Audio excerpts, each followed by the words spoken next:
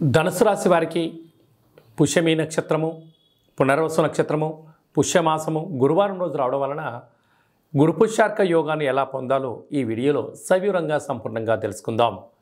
ధనుసు రాశిలో ఏ నక్షత్రాలు వస్తాయనగా మూలా నక్షత్రంలోని 4 పాదాలు, పూర్వాషాఢ నక్షత్రంలో 4 పాదాలు, ఉత్తరాషాఢ నక్షత్రంలోని 1 పాదం కలిపితే ధనుసు రాశి అవడం జరుగుతుంది. చాలామందికి పుట్టినటువంటి కాల సమయంలో డేటా ఆఫ్ బర్త్లో లేనటువంటి కారణం వలన పేరు యొక్క మొదటి అక్షరాన్ని అనుసరిస్తూ ఆ రాశిని తెలుసుకునే ప్రయత్నం అవుతుంది. అవి ఏ అక్షరాలు సరి పరిశీలన చేద్దాం. ఏ, యో, బా, బి, బు, ధ, బా, డ, బే అక్షరాల వారందరూ ధనుసు రాశి జాతకులే. ధనుసు రాశి యొక్క అధిపతి దేవగురు బృహస్పతి.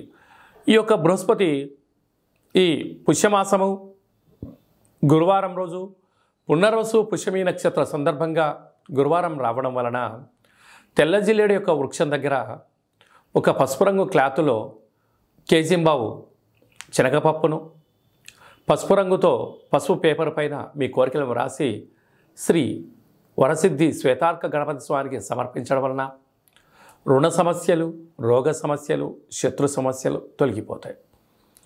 ఇంకొంచెం శక్తి కలిగితే తెల్ల జిల్లేడు యొక్క వృక్షాన్ని తీసుకొచ్చి ఇంట్లో పెట్టుకోవడం వలన సకల గ్రహాలు మీకు నెగిటివిటీ నుంచి పాజిటివ్స్ కలుగుతూ అష్ట కష్టాలకు స్వస్తి పలికి అష్ట ఐశ్వర్యానికి స్వాగతం పలుకుతారు అని చెప్పి గమనించాలి.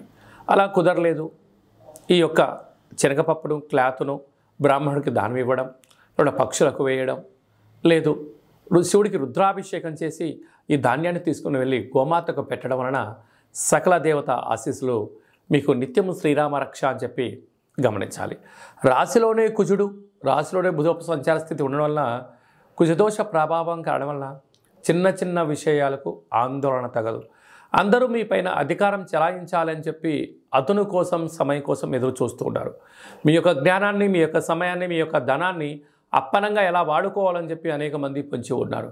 కనుక ఇలాంటి కాల సమయంలో మౌనం, ప్రశాంతత, చిరునవ్వుతో కాలాన్ని నెట్టగలిగితే రాబోయే కాలంలో శత్రుశేషం, రుణశేషం ఉండదు అని చెప్పి గమనించాలి.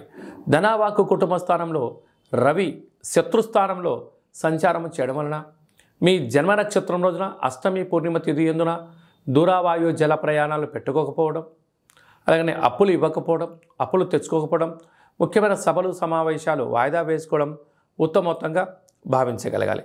తృతీయంలో శని సంచార స్థితి ఉండడం వలన తల్లిదండ్రులతో, అత్తామామలతో, అన్నదమ్ములతో, అక్కా చెల్లెలతో స్నేహపూర్వకమైన వాతావరణాన్ని ఏర్పాటు చేసుకోండి. మీరు అనుకుంటున్నారు అన్నీ మానవ సంబంధాలే, కానీ అందరూ అనుకుంటున్నారు ఇవి ఆర్థిక సంబంధాలే అనుకుంటున్నారు. కనుక మీ దగ్గర ధనం ఉన్నంత వరకే చుట్టూ మీ దగ్గర జనాలు ఉంటారు.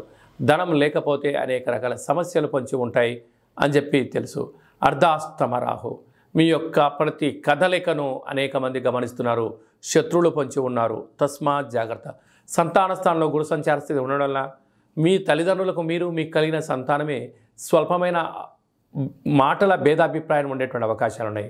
కనుక మౌనం, ధ్యానం, ఆధ్యాత్మికత చాలా అవసరం అని చెప్పి గుర్తుపెట్టుకోవాలి. సాఫ్ట్వేర్ రంగం వారు, హార్డ్వేర్ రంగం వారు, స్వయం వృత్తులు, జర్నలిస్టులు, యూట్యూబ్, వాట్సాప్, ఫేస్బుక్లు నడిపించేటువంటి వారందరూ, లైక్ క్రియేటివ్ రంగాల వారికి చాలా మంచి కాలం ఉందని చెప్పి గమనించాలి.